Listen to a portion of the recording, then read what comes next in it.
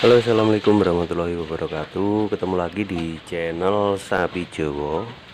Baik teman-teman, di kesempatan kali ini saya akan membahas bagaimana caranya deteksi dini kebuntingan pada sapi teman-teman.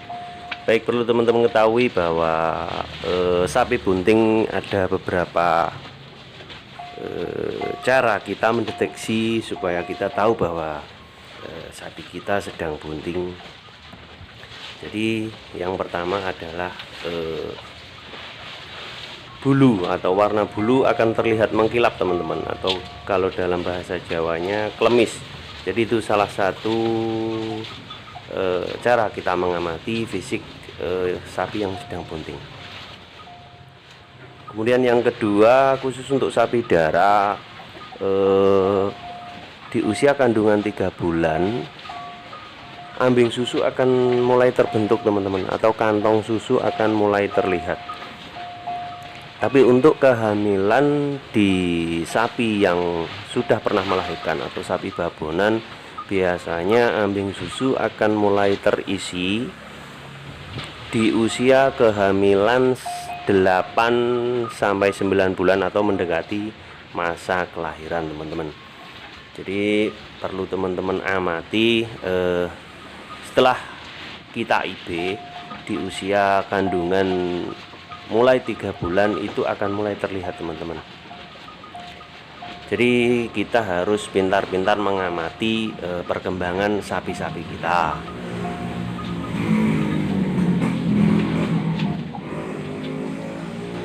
Kemudian yang berikutnya adalah seringnya mengeluarkan lendir, atau di usia kandungan 3 bulan biasanya akan mengeluarkan lendir kuning kental, jadi kekuningan kental teman-teman.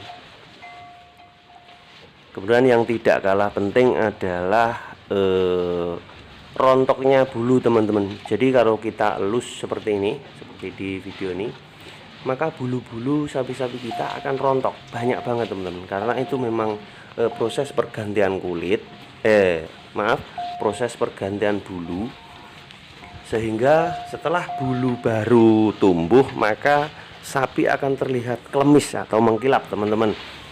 Jadi teman-teman harus selalu mengamati perkembangan sapi kita setelah kita IB, sehingga kita tahu sapi kita sudah positif bunting ataukah belum.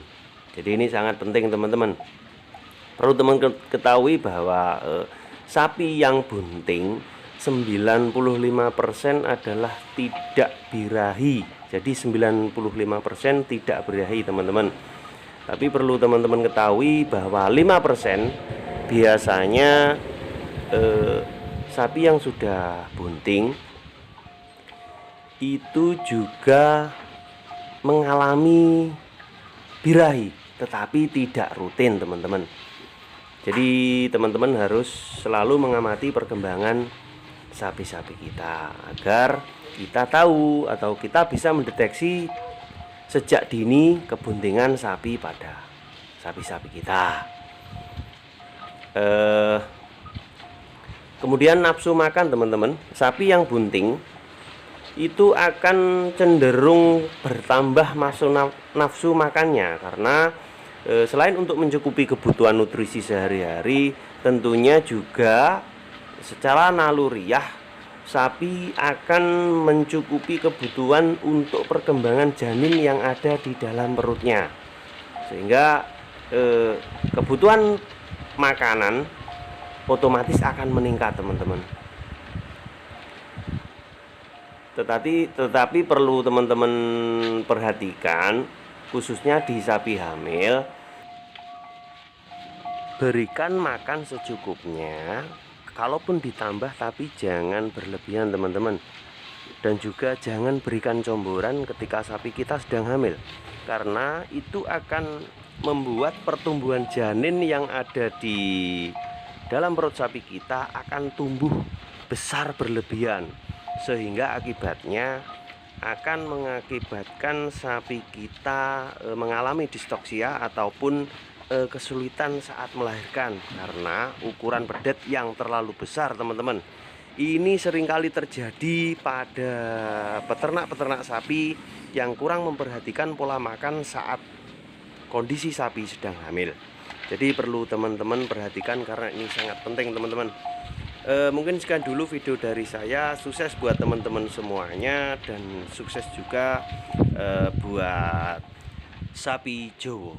Sekian, assalamualaikum warahmatullahi wabarakatuh.